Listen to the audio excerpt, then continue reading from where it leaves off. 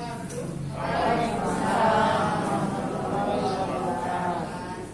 Bapak Ibu guru yang saya hormati, alhamdulillah bersyukur kehadirat Allah Subhanahu wa taala bahwa pada hari ini kita dapat melaksanakan kegiatan program diseminasi, yang mana kegiatan ini adalah kelanjutan dari program Didamba Angkatan 7 yang diselenggarakan oleh P4 TK IPA Bandung. Kali ini saya akan menyampaikan materi yang berkaitan dengan pembelajaran IPA berbasis STEM tingkat SD. Tujuan kegiatan diseminasi ini adalah yang pertama, menyampaikan informasi lanjutan tentang pembelajaran IPA berbasis STEM bagi guru SD kepada teman sejawat yang ada di lingkungan sekolah. Kemudian yang kedua, tujuan kegiatan ini adalah berbagi dan diskusi ilmu pengetahuan tentang pembelajaran IPA berbasis STEM bagi guru SD. Yang ketiga, tentunya adalah yang utama, yaitu meningkatkan kompetensi dan profesionalisme guru. Kemudian yang keempat, bonusnya, jika bisa menyelesaikan seluruh tahapan program Didamba, itu akan mendapatkan sertifikat kegiatan program Didamba yang senilai 36 jam pelajaran. Adapun strategi pelaksanaannya dilaksanakan di ruang komputer SDN Serang 1 dengan protokol kesehatan yang cukup ketat, ya, harus mencuci tangan terlebih dahulu, memakai masker, dan menjaga jarak minimal 1 meter. Yang kedua, peserta diseminasi sebanyak 30 orang dan salah satu di antaranya menjadi petugas dokumentasi kegiatan.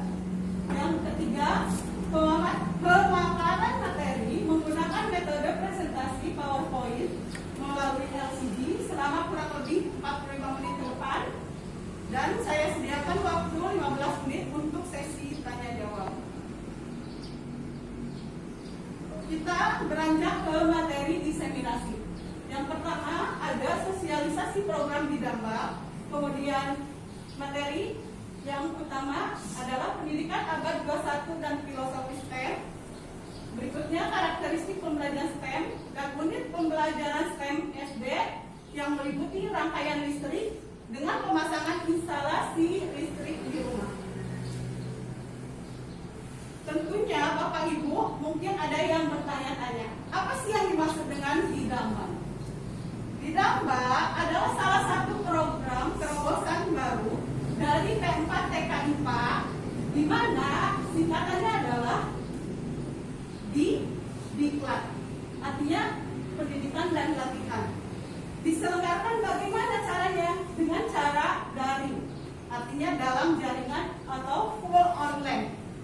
Karena sekarang kan masa darurat pandemi COVID-19, sehingga ini merupakan alternatif solusi guru yang tetap ingin meningkatkan kompetensi dan profesionalismenya sendiri tanpa dibatasi dengan keterbatasan dana dan waktu. Kemudian masif. Didamba ini dilaksanakan dengan masif, artinya program yang cukup padat dengan jadwal selama 12 hari berturut-turut, tidak kenal kata libur, kemudian menyeluruh, besar-besaran, dan terbuka. Artinya siapa saja boleh ikut, baik peserta guru SD, guru SMP, guru SMA yang ingin meningkatkan profesionalismenya. Ada bermacam kelas yang bisa Bapak Ibu ikuti. Salah satunya adalah ini ya, yang saya ikuti, pembelajaran IPA berbasis STEM untuk guru SD. Pada angkatan sebelumnya belum ada Didamba berbasis STEM yang untuk SD, jadi baru masuk di angkatan 7. Jika Bapak Ibu berminat, silakan bisa membuka laman Didamba dengan alamatnya didamba.p4tkipa.net atau pkb.p4tkipa.kemdikbud.go.id. Kemudian kita belajar ke materi yang berikutnya. Mengapa didamba untuk STEM ini berkaitan dengan pendidikan abad 21 dan filosofi STEM? Yang pertama, pendidikan abad 21 ini disiapkan untuk peserta didik agar memperoleh keterampilan abad 21. Keterampilan abad 21 ini adalah keterampilan cara berpikir melalui berpikir kritis, kreatif, kemudian harus mampu memecahkan masalah dan mengambil keputusan serta cara bekerja sama melalui kolaborasi, kerjasama, dan komunikasi dengan pendekatan yang kita kenal istilahnya adalah STEM. Mungkin istilahnya masih awam bagi kita guru SD. Nah, STEM itu apa Bapak Ibu? STEM yang pertama adalah science. Nanti akan kita jelaskan lebih lanjut. Kemudian ada teknologi, engineering, dan matematik. Hal ini adalah diadopsi dari negara Amerika Serikat untuk menguatkan implementasi kurikulum nasional, yaitu kurikulum 2013. Selanjutnya, dalam keterampilan abad 21 yang difokuskan adalah 3 keterampilan. Yang pertama, learning and innovation skills, yaitu keterampilan belajar dan berinovasi. Kemudian information, media, and technology skills. Kita harus menguasai keterampilan teknologi dan media informasi. Kemudian yang ketiga, life and career skills. Artinya keterampilan hidup atau kecakapan hidup dan berkarir untuk pekerjaan. Ya. Nah, tadi yang kita bahas di depan tentang STEM. Ini pengertiannya. STEM ini berkaitan dengan konsep, prinsip, teknik sains, teknologi, teknik dan matematika yang digabungkan secara integrasi untuk mengembangkan sebuah benda atau produk, proses, dan sistem yang bisa bermanfaat bagi kehidupan manusia. Adapun komponen-komponen STEM adalah yang pertama sains. Di SD kita mengenal sains itu dengan istilah IPA, ilmu pengetahuan alam. Di dalamnya mengkaji tentang fenomena alam yang melibatkan observasi atau pengamatan dan pengukuran sebagai wahana untuk menjelaskan objektif alam yang berubah-ubah. Kemudian ada domain utama dalam sains di jenjang SD, yaitu fisika, biologi, kimia, ilmu pengetahuan bumi dan antariksa atau FIBA. Kemudian yang kedua, teknologi. Teknologi ini adalah inovasi atau penemuan baru manusia yang digunakan untuk mengolah, memodifikasi alam agar bisa memenuhi kebutuhan dan keinginan manusia. Dengan adanya teknologi, maka hidup kita akan aman, nyaman, dan mungkin tujuan utama juga tentram. Ya, dengan berkomunikasi secara cepat, meskipun kita sedang berjauhan, maka kita akan merasa tenang. Seperti sekarang masa pandemi, mau lebaran jauh dari keluarga. Ya, ini manfaat teknologi. Kemudian engineering. Engineering ini kan kalau kita kenal insinyur. Ya, berkaitan dengan teknik rekayasa, di mana pengetahuan dan keterampilan digabungkan, diaplikasikan dengan pengetahuan ilmiah, ekonomi, sosial, serta praktis untuk mendesain dan mengonstruksi mesin, peralatan, sistem material, dan proses yang bermanfaat khususnya bagi manusia yang diharapkan itu manfaatnya ekonomis dan ramah lingkungan. Kemudian matematika. STEM ini yang identiknya adalah penggabungan 4 unsur ini: sains, teknologi, engineering, dan matematika. Matematika di sini mengapa sih digabungkan dengan IPA? Di sana ada pola-pola dan hubungan yang menyediakan bahasa untuk teknologi, sains, dan rekayasa. Ya, masih tentang karakteristik pembelajaran STEM. Untuk memiliki keterampilan abad 21, kita harus memegang prinsip yang pertama, setiap pembelajaran harus berpusat pada peserta didik. Kemudian yang kedua, peserta diharapkan dalam belajar itu harus mampu berkolaborasi, artinya bergabung, bekerja sama dengan siswa yang lain. Dan yang ketiga, materi pembelajaran. Materi pembelajaran ini harus selalu berkaitan dengan masalah yang memang nyata, aktual, yang ada dalam kehidupan sehari-hari. Pembelajaran harus memungkinkan peserta didik terhubung dengan kehidupan sehari-hari mereka. Istilahnya adalah kontekstual. Kemudian yang keempat, dalam upaya mempersiapkan peserta didik menjadi warga negara yang bertanggung jawab, sekolah seyogyanya dapat memfasilitasi siswa untuk terlibat dalam lingkungan sosial.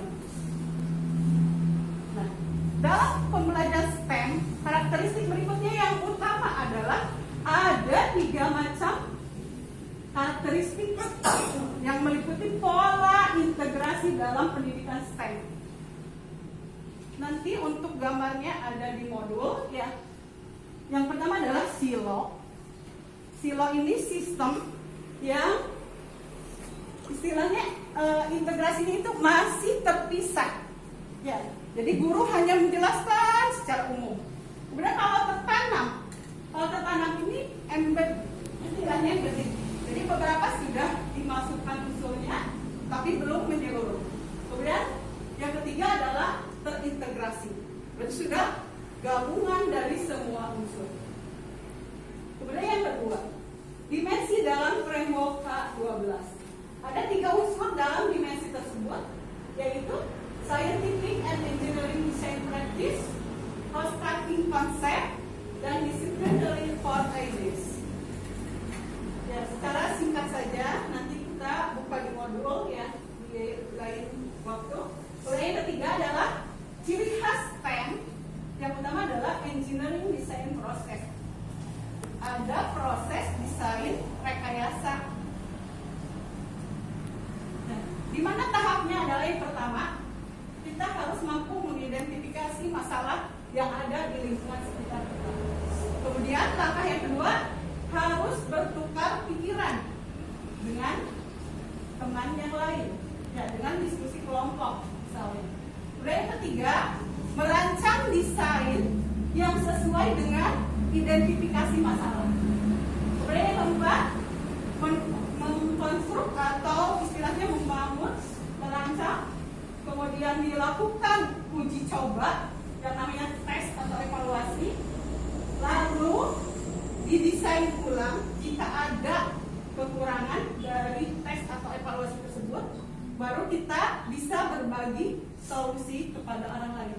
Tahapan-tahapan ini wajib dilaksanakan dalam proses STEM, istilahnya EDP.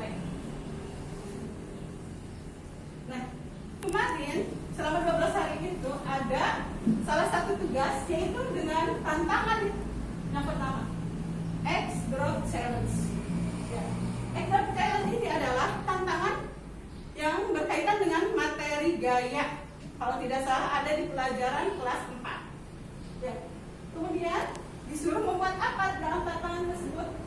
Tantangannya adalah ketika ada suatu bencana, penyumbang akan mengirimkan bantuan berupa sembako dan telur. Yang diharapkan adalah sembako atau telurnya itu tidak pecah atau rusak. Maka mau tidak mau harus ada solusi dari hal tersebut. Itu tantangannya.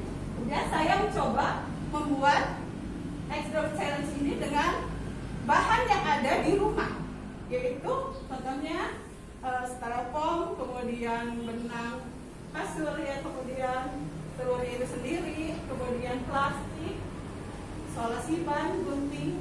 Kemudian ketika dicoba dilemparkan seharusnya dalam ketinggian 30 meter, ya, nah karena keadaan kita tidak ada lokasi yang cukup tinggi, dicoba dengan jarak 6 meter. Ternyata berhasil. Setelah hasilnya sebelah kanan adalah tidak pecah. Terus berikutnya, nah itu tahap EDP ya. Kemudian dalam unit pembelajaran STEM SD, setelah mempelajari EDP yang ada di pelajaran kelas 4, berlanjut ke rangkaian listrik, yaitu instalasi listrik di rumah.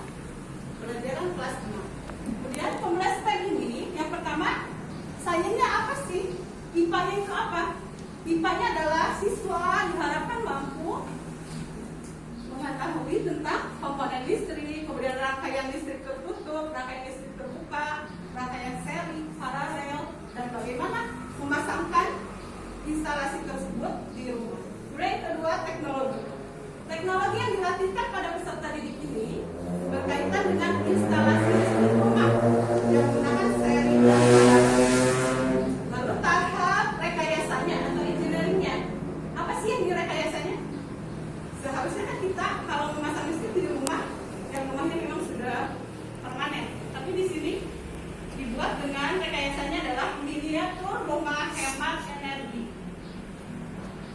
Ada perhitungan matematikanya berkaitan dengan matematik, yaitu bagaimana menghitung skala miniatur, kemudian bagaimana menghitung tinggi bangunan, luas ruangan terbuka, misalnya tamannya harus ukuran berapa, kemudian ruangan tertutup misalnya kamar tidur itu yang ideal minimal berapa ukurannya, kemudian ruang tamu, ruang keluarga, dan sebagainya.